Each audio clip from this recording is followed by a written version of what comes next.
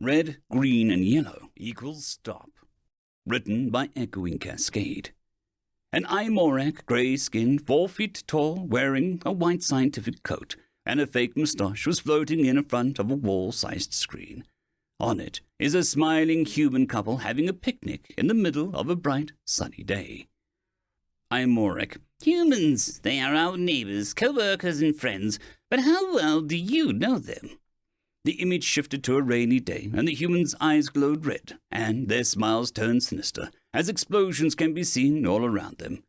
Well, they may be nice and kind on the outside. They are completely different to you and I on the inside. A close-up of a human brain becomes visible from inside the male's cranium. All sentient beings have an inside voice. It speaks in an authoritative voice, and when it says, "You shouldn't," it is law.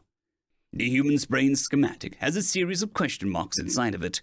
In humans, on the other hand, the voice is a whisper, and the tone is that of a suggestion. "Shouldn't you?" is how they approach the universe.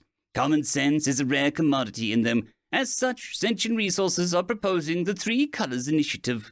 An image of 3 vials of red, yellow, and green colors appeared on the screen. If ever a human utters the following sentences, or any variation with similar meaning, you may administer one of the colored sedatives. A list appears on the screen.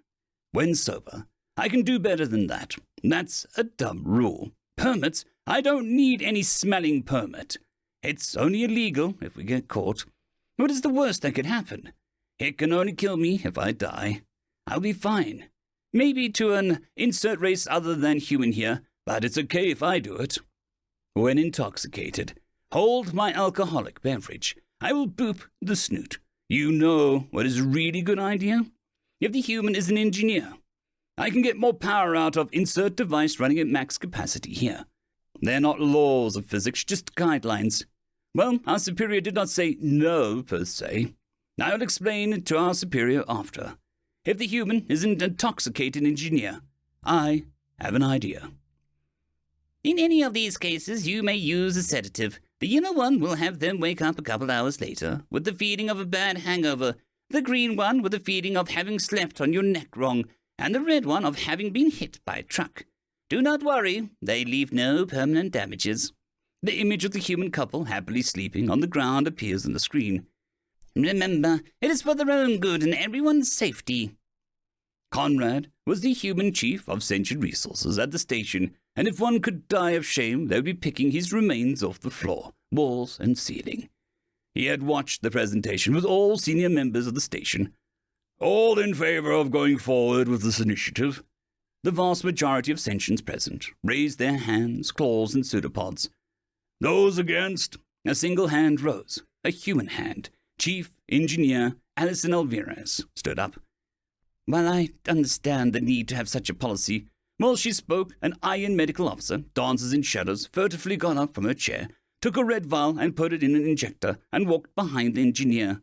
Alvarez, unaware of the iron's movement, continued uninterrupted. I don't think that should apply to senior staff members. The Iron Chief of Security bows to no king, read from his data pad. Oh, are you saying that this is a dumb rule, and you will be fined then? Yes. The silence that followed was interrupted only when she realized what she just said. No, I meant Doc. No, not the red one, not the red one.